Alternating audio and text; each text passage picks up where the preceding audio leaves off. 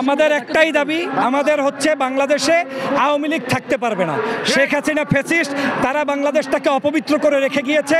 গত 16 বছর বাংলাদেশটাকে একটা পাপিষ্ট রাষ্ট্রে বানিয়েছে। অতএব সেই পাপ থেকে আমরা 5ই আগস্ট গোসল করে ঘরে উঠেছি, নতুন করে আবার গোসল করতে পারবো না। আওয়ামী লীগকে নিষিদ্ধ করতে হবে। আওয়ামী লীগকে নিষিদ্ধ করার প্রশ্নে বাংলাদেশের যেই রাজনৈতিক দল ঐক্যমত পোষণ করবে তারাই আগামীর রাজনীতি করবে। যারা ঐক্যমত করবে না তারা রাজনীতি করার অধিকার রাখে।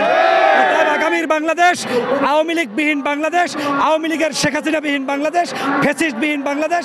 আপনাদের মিডিয়ার মাধ্যমে স্পষ্ট বার্তা দিতে চাই, আমরা ঐক্যবদ্ধ একটি সোনার বাংলাদেশ দেখতে চাই, যেখানে হিন্দু, মুসলমান, বৌদ্ধ, খ্রিস্টান সবাই মিলে একসাথে থাকবো, কিন্তু আওয়ামী লীগ থাকতে পারবে না।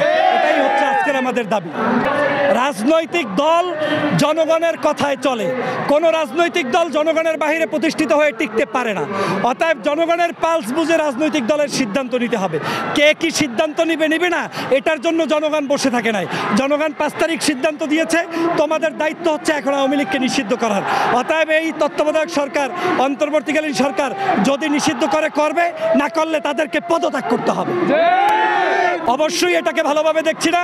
আপনারা জানেন দেশনেত্রী বেগম খালেদা জিয়া মাত্র 2 কোটি টাকা মিথ্যা মামলা দিয়ে তাকে চিকিৎসায় যেতে দেয় নাই।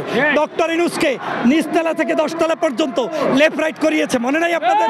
সেই বাংলাদেশে আপনি আব্দুল হামিদকে, যে একজন মার্ডার কেসের আসামি, প্রমাণিত হোক অপ্রমাণিত হোক সেটা ভিন্ন আলোচনা, কিন্তু সেই রাষ্ট্রপতিকে বাংলাদেশ থেকে বাহির করা, লালগালিচা সংবর্ধনা দিয়ে বের করাই একটা ষড়যন্ত্র। আমি মনে করি উপদেষ্টা মণ্ডলী ইতিমধ্যে বিদেশি ষড়যন্ত্রে পাড়া দিয়েছে। বাংলাদেশের রাজনীতিতে শেখ হাসিনা আওয়ামী লীগ অপ্রাসঙ্গিক ইস্যু। আমার কষ্ট হচ্ছে যে আমার মূল্যবান সময়টু হাসিনাকে নিয়ে নষ্ট করতে হচ্ছে। তার চেয়ে আমি শাহবাগে বসে তসবি টিপলে আমার জন্য ভালো কাজ হইতো।